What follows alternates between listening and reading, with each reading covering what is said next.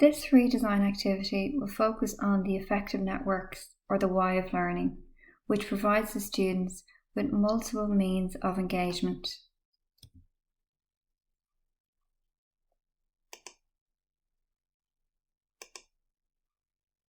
According to the new SULIS training guidance published for further education sector, the further education and training FET sector in Ireland should be aiming to reduce the barriers to learning for all learners across the entire further education and training sector, rather than mitigating against them.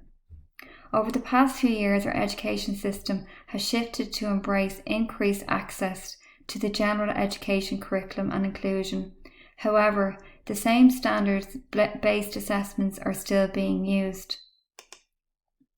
UDL is a framework or a set of principles which is a more realistic way for teachers to meet all individual students' needs.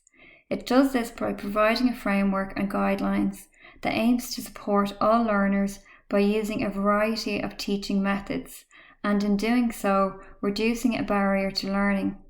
Using the framework and guidelines means that an inclusive teaching and learning experience can be built in by the FET practitioner at the design stage of the module. This ensures that all learners with differential needs are being included and addressed where possible. CAS's philosophy of UDL is embodied in a series of principles which are multiple means of representation, multiple means of expression, and multiple means of engagement. I work in a higher level 6 dental nursing course. The activity I chose to redesign was a skills demonstration. Usually for a skills demonstration, I put the information on Moodle beforehand for the students to view. I put up a video of how to mix an alginate impression in the dental surgery. I also provide a PowerPoint presentation, a handout of how to mix the impression, and a list of ingredients for the students to learn off, as they must know the contents of the material for the skills demonstration exam. I then mix the impression in the classroom, and I get the students to mix it after me to practice their skills. However, even with the handout, video, PowerPoint, and a practical session, there was a high failure rate on the exam, as the students were not retaining and presenting the necessary information required to pass the exam. According to David Rose of CAST, if information does not engage learners, cognition is in fact inaccessible. The most common approach, according to Universal Design for Learning Theory and Practice, to curriculum design is to address the needs of the so-called average learning.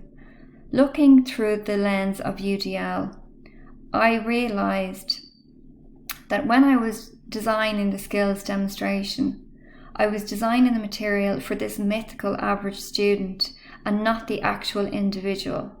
This was causing unnecessary barriers to learning, and as a result there was a high failure rate among students. Using the principles of representation, I wanted to design instructional materials that made content accessible to the greatest number of diverse learners in my class.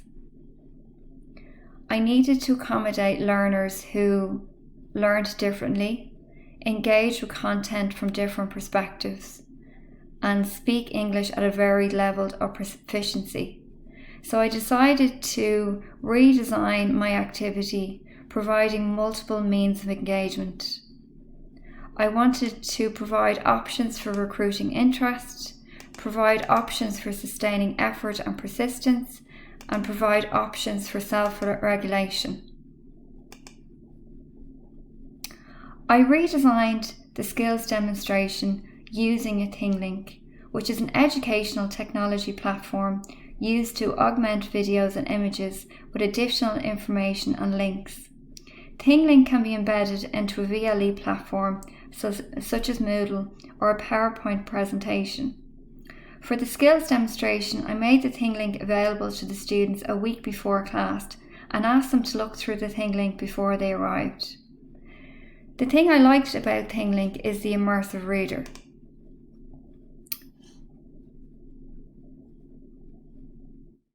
The Immersive Reader is a Microsoft learning tool. It's a wonderful option for those with dyslexia or dysgraphia. This tool is actually ideal for anyone who wants to improve their reading experience or if English is not their first language. So the Immersive Reader allows the students to change the background. Again, I like to keep it on yellow for those with dyslexia. It also reads out the words on the page for the student. If English is not their first language, students can learn English through recognizing the nouns, the verbs, the adjectives, and also it can be translated into the language of choice for that student. So as you can see on the ThingLink, it's numbered from 1 to 9. So for example, in number 2, this is a composition of zinc oxide eugenol. I produced a word association so the students would remember the contents of the material a little bit easier. So the word here I presented to the student was solar. Also, embedded into ThingLink, I can embed further resources for students. This can be used to encourage students to use multiple resources to stimulate learning. This provides options for recruiting interest, sustaining efforts and persistence, and provides options for self-regulation. So the students can choose to increase their knowledge of the materials chosen. So as you can see, from 1 to 9 here are resources that the students can use. So for example, the student can click into number 6. It tells the uses of the material, and also the Immersive Reader is embedded throughout. There's also a YouTube video that's embedded in the ThingLink, which the students can watch beforehand, and there's extra resources for the students to read, again, if they want that additional information. Once the students had done their skills demonstration and had passed the skills demonstration, I asked the students to click on the link, which is a feedback form. So once they had finished, once you finish the skills demonstration, please complete this. So the students click into this, and it brings them onto a feedback form. So as you can see here, there's a couple of questions there that the students filled in, and there's 17 responses there from the students. So when I click onto the responses there, the first question I asked the students were, when you're studying the composition of dental materials, do you prefer to learn from handouts given out in class, technology such as ThingLink, or a combination of handouts and technology? So one student said handouts given in class, one student said technology such as ThingLink, but 15 students stated that a combination of handouts and a ThingLink is what made them learn better. The second question was, did you find the ThingLink helpful as a learning resource in preparation for the skills demo? 14 of them said yes, 2 of them said no. The third question was the content of this ThingLink interesting and helpful? 17 students stated that yes, it was helpful. The fourth question was the content understandable?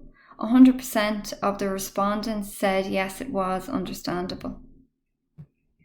Question 5 and 6 are very interesting. If you use the extra features such as Immersive Reader, why did you use it? So if you click here, it gives you more details. One student said it was very helpful. 2 students said, no, I had enough information on Moodle and the handout. A third student said, no, I had enough information on Moodle and the handout. The fourth student said, I used Immersive Reader. It was very helpful. It helped me to understand the correct pronunciation of words. I think it's very useful. It was handy to read while I'm on the bus and easy to access it. I like to listen to it.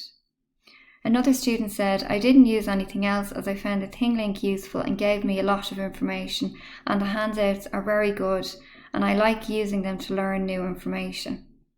Another student said, I was translating some words, and another student said, for better understanding of the subject, and the final student said to access more information. So that was very interesting feedback there from the student. The final question I asked them was, did you use any features on ThingLink, such as Immersive Reader? Yes, 5 students said yes, and 12 students said no there.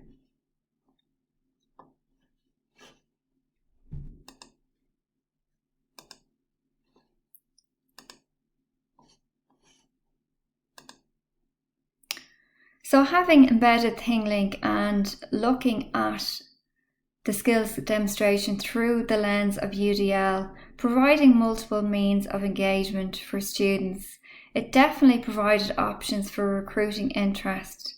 It provided options for sustaining effort and persistence, and it provided options for self-regulations, which in turn produced expert learners who are purposeful and motivated.